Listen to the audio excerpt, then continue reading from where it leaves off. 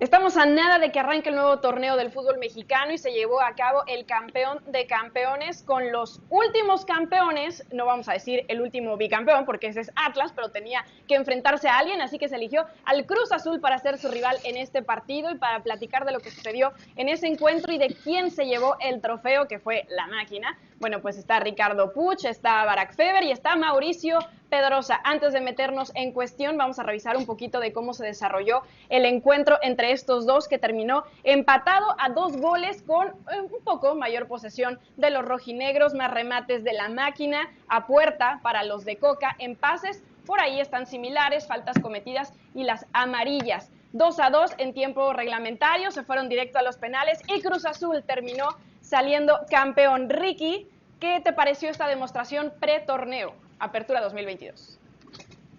Me sorprende el resultado final, saludos a todos, me sorprende que Cruz Azul haya ganado, como haya sido, ¿no? En los penales y tal, que haya podido competirle al final del día como le compitió al Atlas, que me parece que resintió, entre otras cosas, mucho la baja de Furch, la ausencia de Furch no es poca cosa en este equipo, ya hablaremos seguramente mucho más de lo que es el delantero nacido en Argentina y que pues está ahí ahora en boca de todos con la posibilidad de selección. Me sorprendió porque nos quedamos toda la semana esperando los refuerzos de Cruz Azul, en medio de toda la polémica, no terminó confirmando a ninguno de ellos, por más que tiene ya prácticamente cerrado un par.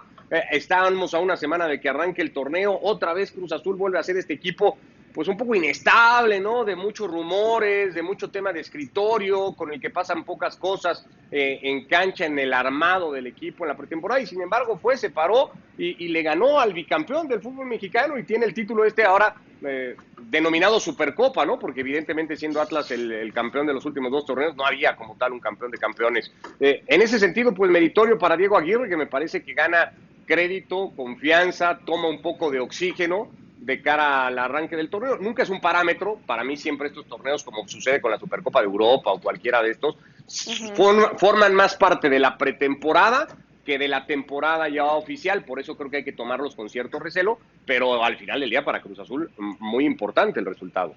Sí, y para el mismo Diego Aguirre, Mau, porque más allá de que en horas previas había dicho que todavía no conocía del todo al 100% a este equipo, bueno, pues primer partido, primer título y además modificando un poco, porque en realidad paró como un 4-2-3-1 que le termina pues dando de alguna manera otra cara a este Cruz Azul. ¿Te gustó?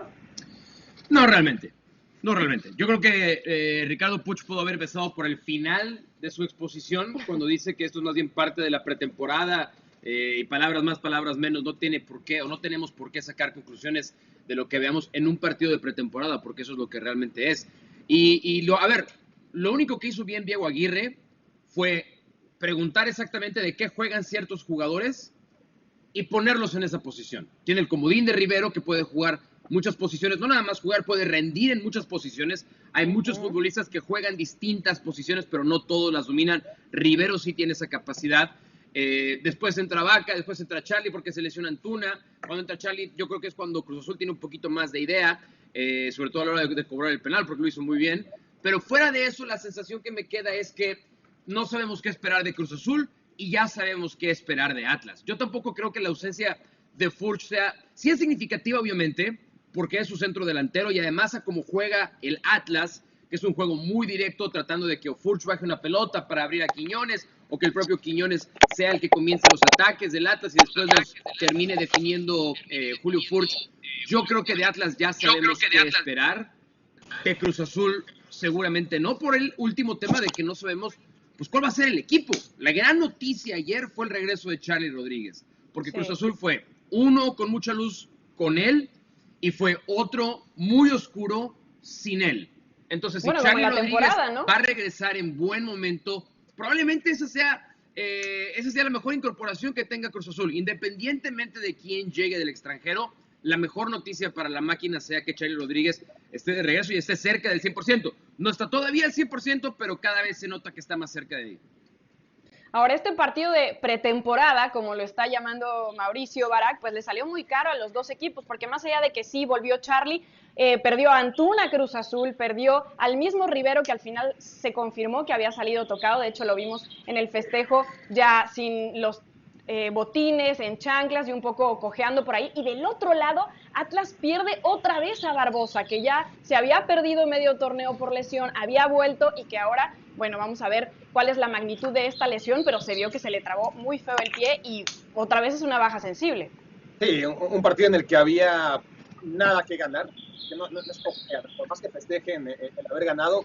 Cruz Azul sí te invitó, y si te invitó, ¿por qué aceptaste la invitación? Es decir, ¿qué argumentos tenía Cruz Azul para llegar a disfrutar un torneo como este, ¿no? Realmente había pero muy poco, nada que ganar, y que había cosas que perder, y el Atlas en ese sentido, sobre todo por lo de Barbosa, que podría llegar a ser lo más delicado por la reincidencia, ¿no? En un jugador que apenas venía recuperándose y no lo hacía todavía del todo.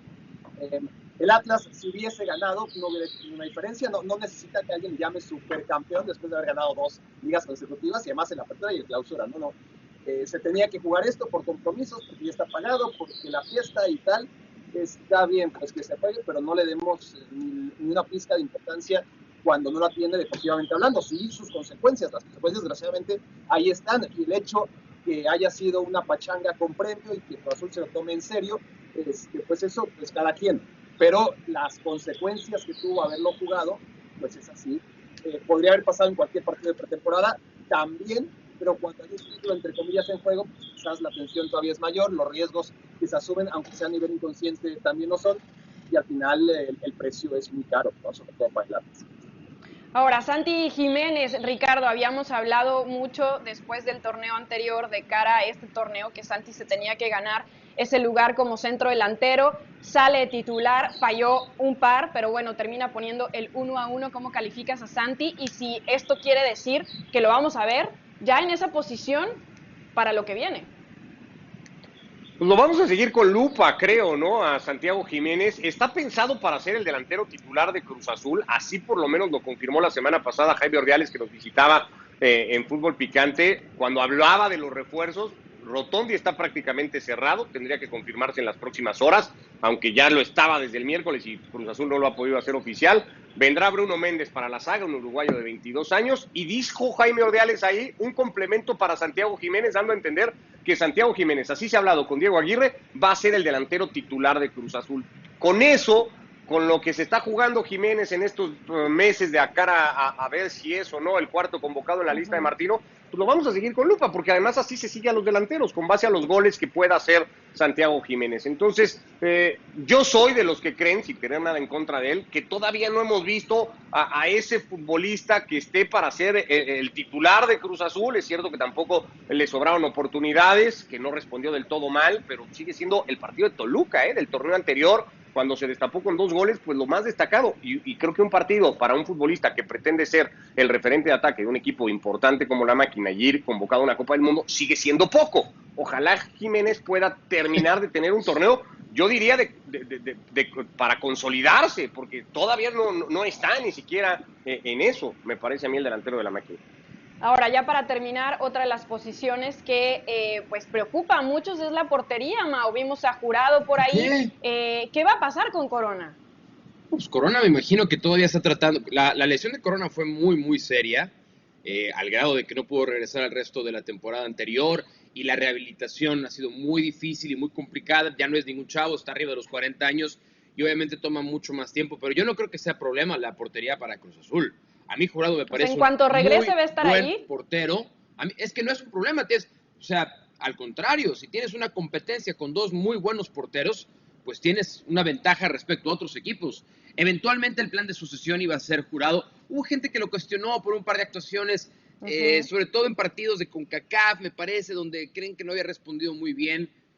Los arqueros, si juegan una vez cada 2 meses, es muy difícil que tengan actuaciones que le llenen el ojo al aficionado. Es normal, pasa en todos los equipos del mundo. Pero en el momento en el que Jurado tuvo regularidad y fue el portero partido tras partido de Cruz Azul, pues vimos la capacidad que el chavo realmente tiene. Entonces, para mí no es un problema.